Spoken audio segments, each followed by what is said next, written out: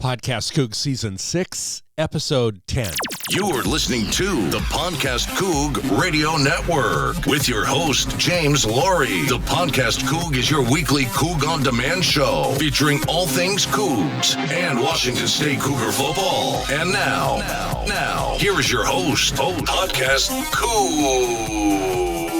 Hello, everybody. Welcome back to the PodcastCoug. I am James Laurie, the PodcastCoug, and you are listening to the PodcastCoug, where we're all things Cougar football. 30 minutes of Coug Talk, and we're talking about our huge win over Arizona State. The Cougar coverage is there and squashes him. Ball is free. Ball is down at the 35-yard line. Washington State recovers. Second play of the game. A quick slant to the right. That's grabbed. The ball comes free again. Justice Rogers has it. After the completion, he rips it away. Third and goal. It's a keeper. He dives to the goal line. Touchdown. Jaden Delora runs it in. And Washington State, a no-doubter finish this time. R.J. Stone with a hammer. He throws on the run, and it is nearly intercepted. It is. It's picked off. Third turnover forced to the first quarter. Washington State's defense is hunting the football. Slings it deep. Has Calvin Jackson. There's a first down and more. Lots of light from this Washington State offense right now. Delora fires. End zone. Left side of the field. Touchdown. Travell Harris. A 28-yarder. Jaden Delora drops it in the bucket. 13-0, 1:15 left first quarter, and Tempe is stunned silent. Zendejas misses the kick. Twisting grab made. Near side of the field, Jackson Jr. Give to McIntosh. Touchdown. 20-0 Cougs. Runs toward the 50. Ball might have come free. Turnover. Recovered by Washington State. The fourth of the first half. Walks it down the seam. That's complete on the run. It's Jackson Jr. on the sprint. Touchdown. 46 yards. Washington State is dominating Arizona State. They're up with 13 minutes and 13 seconds to play in what is a borderline empty stadium now. Just every time we have another series, more fans leave. An intercepted. Jalen Watson picks it off. Fifth turnover forced by this Cougar defense, and they take over as now at the 15-yard line. Takes some punishment. I think that was Ben Wilson. And Sean Smith-Wade was there as well, as Washington State continues to play with momentum here in Tempe. R.J. Stone blows up Daniels. And we beat them because we cared more, we love each other more, we like for each other better. Okay, we're all in it together. Yes, sir. This is one of the greatest team wins in Washington State history. The Sun Devils, they were spooked. Happy Halloween. Matt Chasno on the call. Okay, it was Washington State 34, Arizona State 21. By the way, we have a great show for you today. First half, all about Arizona State game, right? It's all about Arizona State. The second half, we're going to talk about Jake Dickert and why he may be the best choice for Pat Chun and Washington State. If he's not the greatest fit, he might be the best choice, greatest fit. In addition, on the second half, we're going to be talking about our in-state recruiting with Dickert and who you going to root for, right? UW or Oregon this Saturday. That is all happening on the 10th episode of the PodcastCoug. All right, Coach Dickert earns his first win, right? Congrats. Hey, this team, right, doesn't look like a team that began the season 1-3, right? We went through the coaching shakeups 2 weeks ago, just 2 weeks ago. Who would have thought, right? And the Cougs have just changed that narrative. I mean, they put on a show Saturday in the desert with 5 takeaways and just thrashing the heavily favored Arizona State Sun Devils. I mean, big time, right? 16 points, you know. I mean, everybody thought it'd be at least 16, right? And who would have thought we're staying in the running? We are in the running for the Pac-12 North title, right? So forget about bowl eligibility with 6 games. You know, forget about that. You know, who cares, right? I mean, right now we're going to focus. The target right now is to watch the Ducks at UW on Saturday and focus on Oregon, right? That's the bottom line. I mean, none of the six wins gets us to a bowl. No, that's just a gimme, right? Gimme, my name is Jimmy. That's going to happen, right? We got 3 games left. That's going to happen, right? I don't see, and you don't see this team collapsing, right? We're not going to Coug it, right? I don't think we're going to collapse like we've seen in other years, right? I mean, this team is in all four cylinders, right? So we are completely in control from the very beginning of that game all the way for Arizona State, all the way from the very beginning we were in the control, all the way to close. And the defense, how about the defense? The message that they sent, forcing 3 turnovers on Arizona State's first 3 drives of the game. I mean, who does that, right? 3 turnovers on the first 3 drives of the game, right? What an impressive showing with Dickert's defense, right? Especially considering that Arizona State had about 400 yards on offense, right? So it was our big playability on offense combined with the turnovers by the defense that really led to a comfortable win. You know, kind of like coasting at that fourth quarter.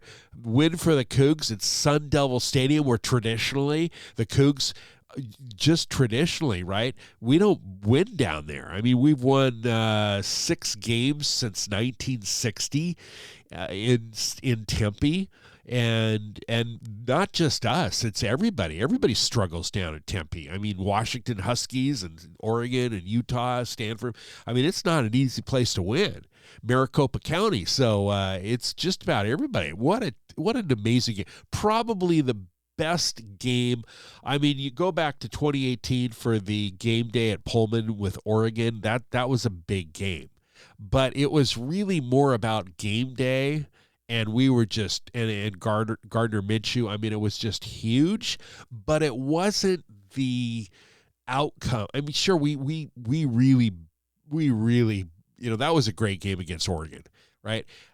We had talked about it on our message boards back in, was it 2003? Right. Down at Autzen, 55-16, I was there when we just, you know, Oregon came out ranked, well, they were on the cover of Sports Illustrated, and in 2003, and we came down and literally blew the socks off. I mean, we emptied out that stadium at halftime at Autzen.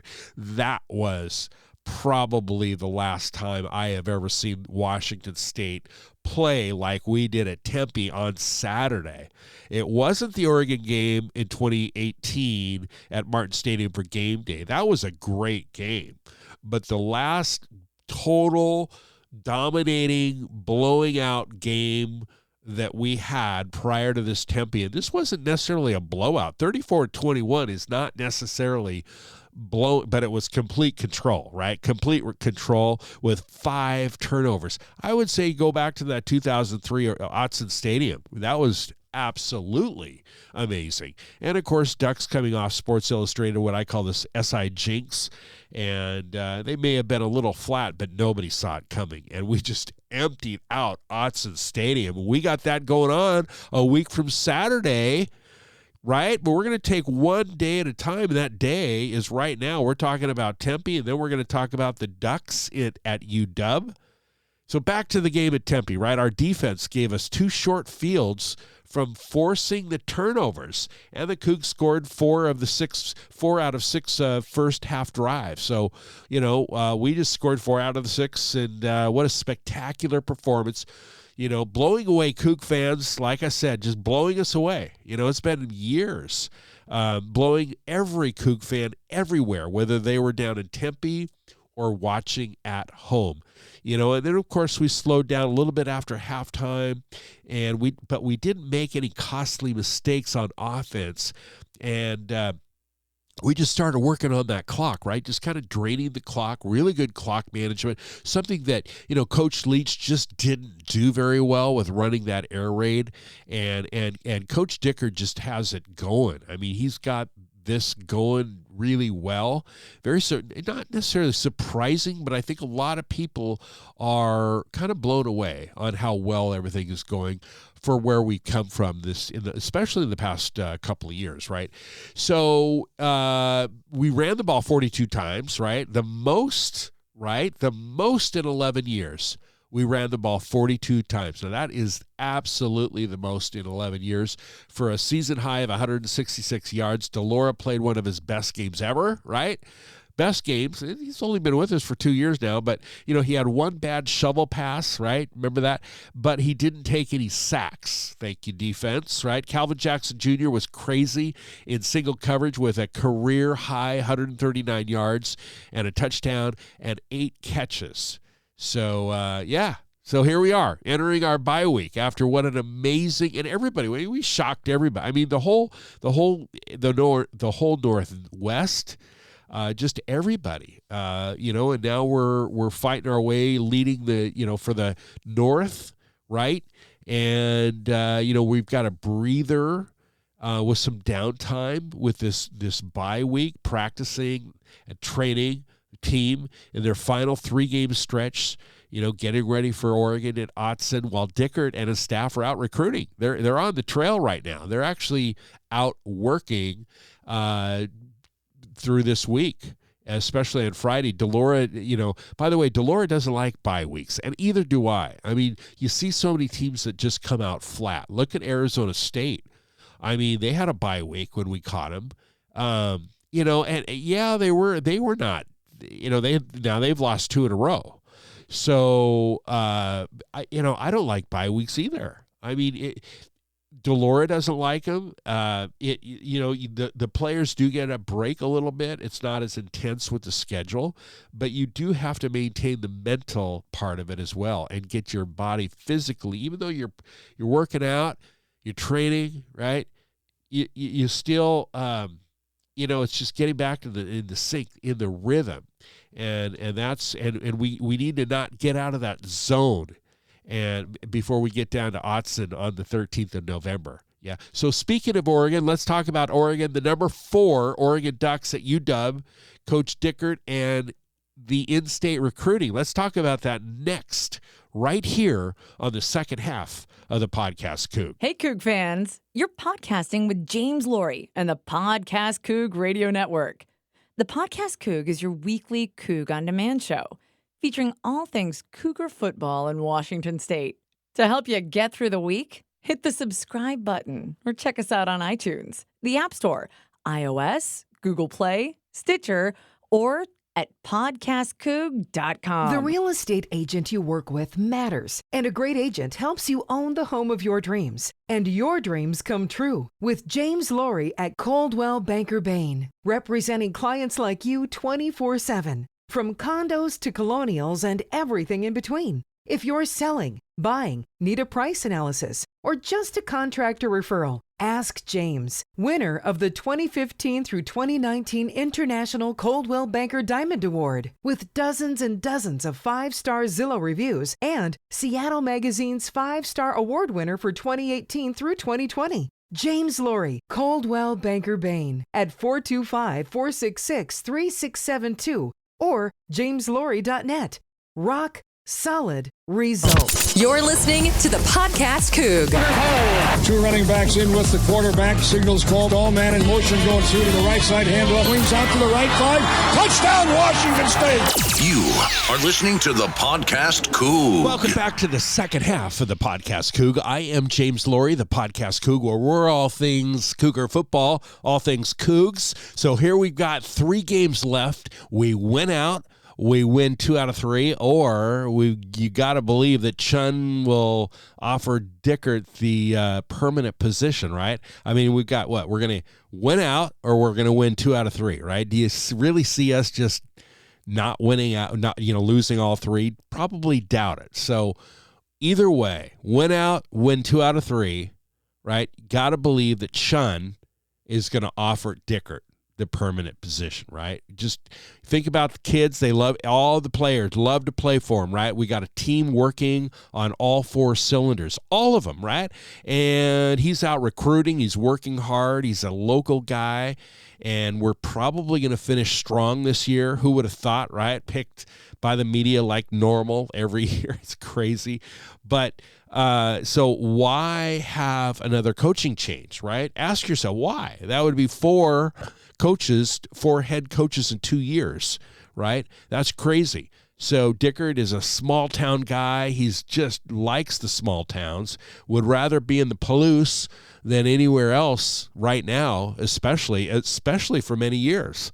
And, he's not a guy like that's just going to bolt for a major city, and he's so young. The nice thing is his age. He's not ready. He's 20 years, 15 years from going to, if he wanted to, a major market. So I just think he's got that great fit, right? Likes to recruit.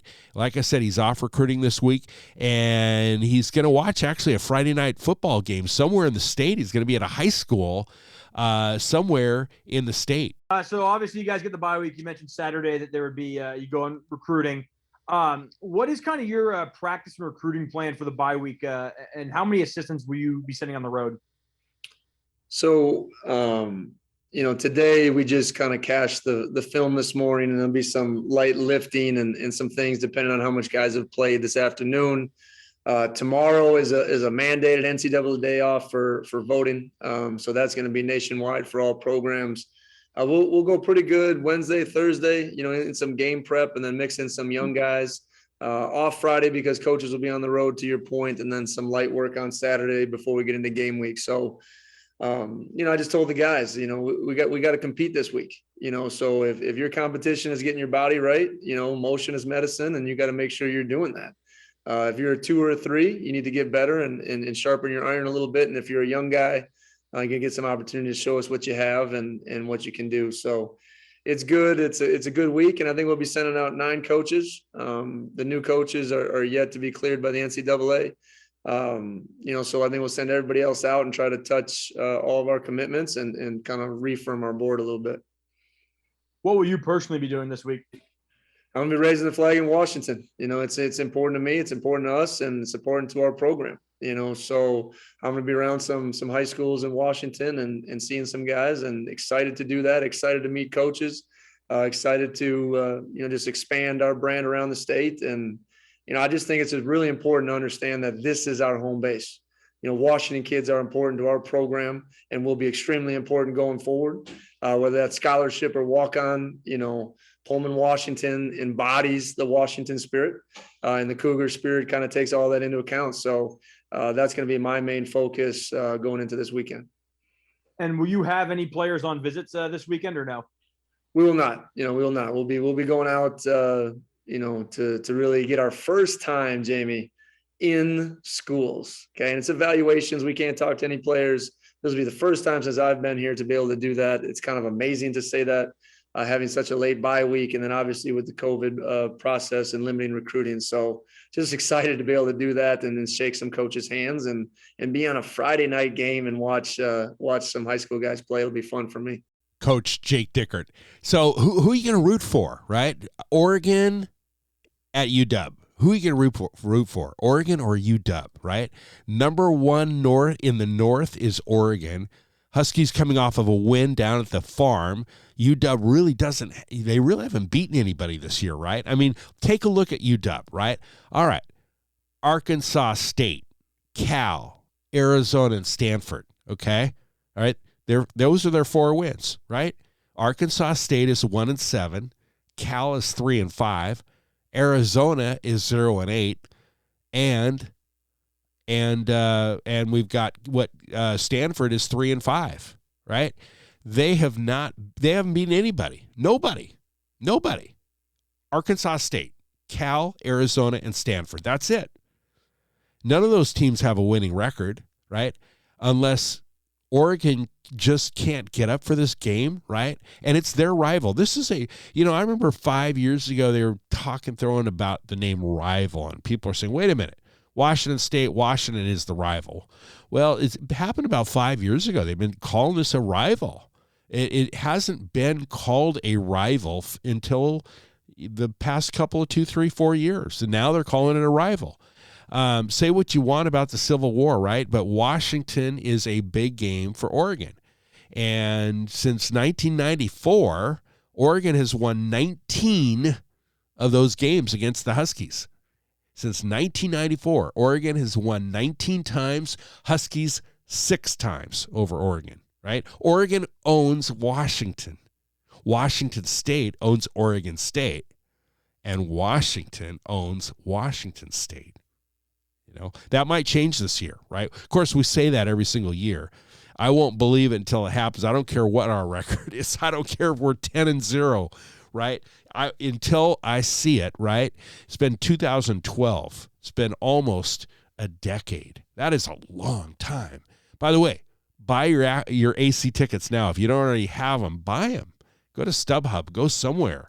Buy your AC tickets and get in the Husky Stadium. By the way, I'm going to be at both games. I'm going to be this Saturday. I'll be at the Oregon UW game, and of course we'll be at the AC game. So that will be fun. Oregon game this Saturday at UW, of course, and again the AC. I'll be both of them. But what about Oregon? Who have they beaten? Right? Really, the fourth best team in the country, or is it just being PC? Just because there isn't but anybody else in the Pac-12 that anybody can hang their hats on to look, politically correct, right? I mean, we all know the Pac-12 is really having a down year in terms of explosiveness as far as domination, right? And, I mean, look at SC, look at UCLA, right? Sure, there's Utah, but really Oregon is the only team. And are they really the fourth best team in the country? Who'd they beat, right? Ohio State. Right? That's it. And Oregon is 7-1, but they beat Ohio State. That's it. Sure, they beat UCLA, but like I said, UCLA is not having a banner year either. So who do they have left? They've got Washington, Washington State, Utah, and Oregon State left on their schedule. Now, after Washington, they've got 3 tough games.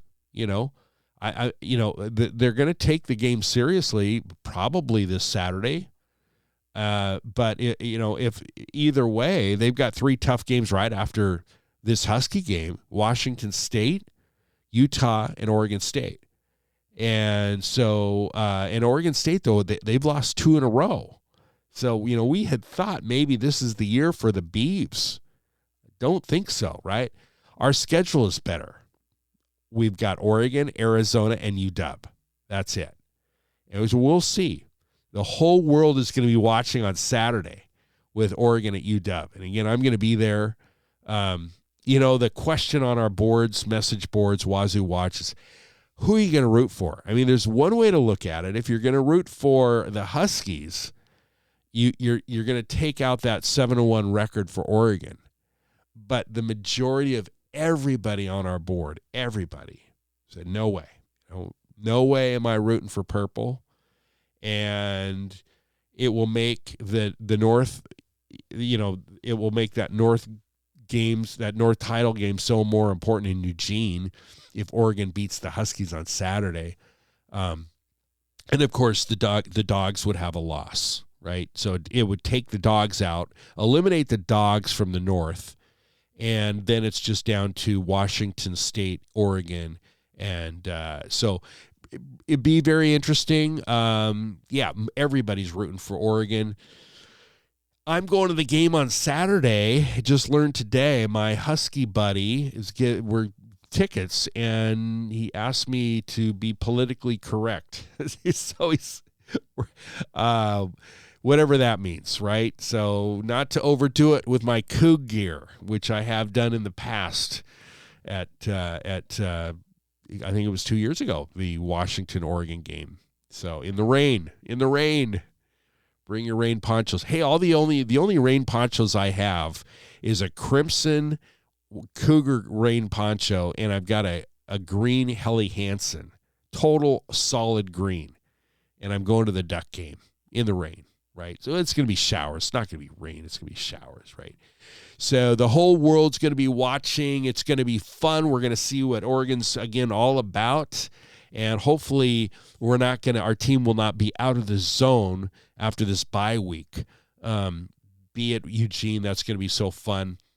Anyway, that's it for episode 10 of our 6th season of the Podcast Coug. Thank you so much for listening. Be sure to follow, and if you haven't already checked out our future schedules on the podcastcoug.com. It's Washington State on a bye. We're playing the University of Bye. God bless, and go Cougs. You've been listening to the Podcast Coug with your host, James Laurie. The Podcast Coug is your weekly Coug on Demand show featuring all things Cougs and Washington State Cougar football. This has been a presentation of the Podcast Coug Radio Network. Find us at PodcastCoug.com.